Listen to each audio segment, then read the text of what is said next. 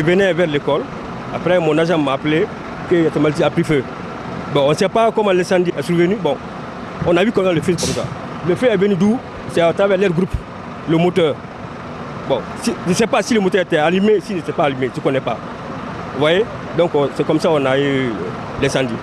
Et aussitôt, j'ai informé mon hiérarchie, la CMS Modé Bambeto. Maintenant aussi, j'ai alerté les sapeurs-pompiers qui sont venus au secours. C'est un peu alarmant, hein? Franchement, c'est un peu alarmant parce que bon, le moteur est gâté complètement. Là où le moteur était là, la petite case là aussi est tombée. Donc franchement, il y a eu des dégâts matériels, mais pas humains. Il n'y a pas eu de blessés ni de morts. Voilà. Et la population est venue au secours, plus les sapeurs-pompiers. Il y a l'Aguipresse, il y a Topage et il y a les sapeurs-pompiers de la police nationale aussi étaient là. Ceux qui sont dans la cour de Yatamali, ils ne m'ont pas appelé pour me dire quelque chose.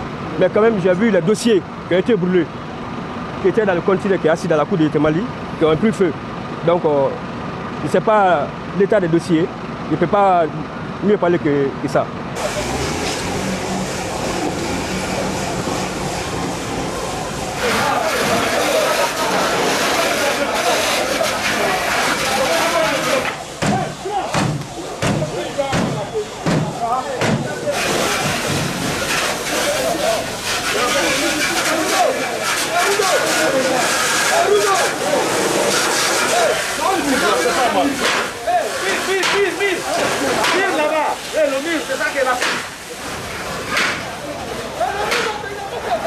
Moi, j'étais dans mon bureau à l'école française, comme d'habitude toujours. Parce que Yatamali, c'est la zone qui est déjà assurée par ma zone, parce que ce sont mes agents qui surveillent déjà ici.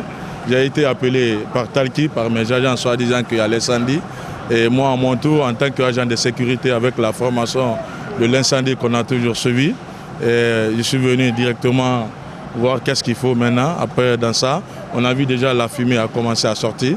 Et il y avait 2 instincteurs qui étaient dans l'enceinte déjà de Yatamali. Et sur ce, on a pris des instincteurs pour pouvoir neutraliser le feu. Mes constats, c'est vraiment grave, mais pas tellement aussi, parce que partout où il y a des groupes, une fois qu'on met le carburant, il faut toujours éviter des durlures du carburant, surtout les bidons. Parce que les bidons qui sont à côté, il faut qu'on les évite beaucoup. Sinon, ça va beaucoup impacter, quoi. C'est ce qui a fait que le feu a beaucoup traversé. Hein. C'est ça. On a vu que le feu était tellement effondré que nous-mêmes, l'extincteur ne pouvait même pas.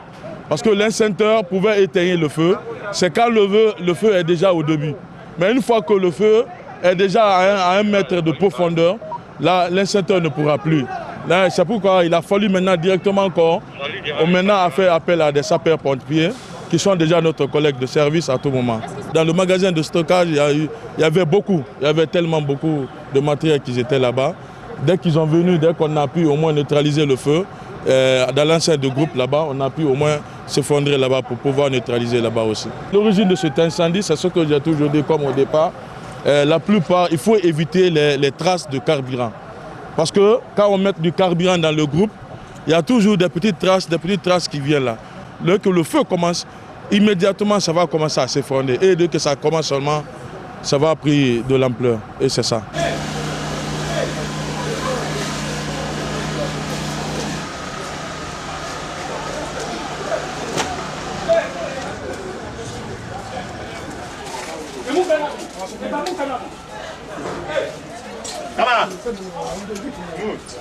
Nous, c'est vers 15h30, 16h qu'on a eu en fait, un appel de la part, moi personnellement, d'un de mes amis, en fait, qui avait le feu à l'Aguipresse, comme on appelle ça, à Yatamali ici. Et directement, automatiquement, vu qu'on est presque en fait, des boisons, on a dépêché 2 camions avec les équipages qu'il en fallait.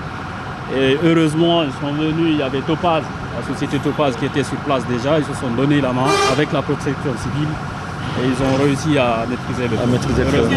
Tout à l'heure, on discutait avec les responsables de Yatamali, apparemment, eux, ils n'en ont pas, mais pour nous, en fait, tout est parti du local groupe électrogène.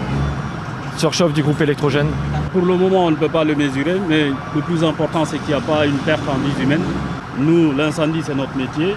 L'Aguipresse est toujours côté du peuple de Guinée. L'incendie est devenu une urgence nationale, pas plus qu'un an, en fait, on se rappelle tous de ce qui s'est passé au dépôt. Et ça continue, il faudra en fait passer par une sensibilisation au niveau de la population et surtout arriver à faire une réglementation stricte au niveau de la construction parce que comme vous le voyez là, il y a une proximité avec des immeubles d'habitation et ça pourrait occasionner beaucoup de dégâts, que ce soit en perte de vies humaines ou même matérielles. D'après ce que j'ai discuté avec un des directeurs de Yété Mali, il y avait des agents sur place qui ont procédé à l'évacuation du personnel. Et heureusement, il n'y a pas eu de fumée à l'intérieur du bâtiment, donc voilà, tout est rentré dans l'ordre. Tout ce que je voudrais dire, en fait, l'incendie aujourd'hui, vous avez vu que ça n'attend pas. Il faudra réglementer, avoir une réglementation claire et nette dans ce pays-là pour éviter au fait, de courir ces dangers-là.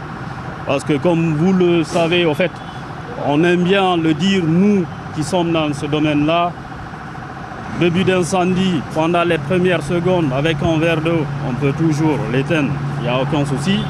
Et avec quelques minutes, c'est un seau d'eau. 3 minutes déjà, il faut une tonne d'eau. Vous avez vu, grâce à la réactivité des services de secours, on n'est pas du domaine public, mais aujourd'hui, on prend notre place pour prendre nos responsabilités et surtout donner un coup de main à la protection civile et de sensibiliser tout le monde, que ce soit côté autorité et surtout, en fait, nos compatriotes qui sont là, que l'incendie, c'est un sujet qui est très très important. Il faudra en fait que ce soit un sujet pour tout le monde dans ce pays.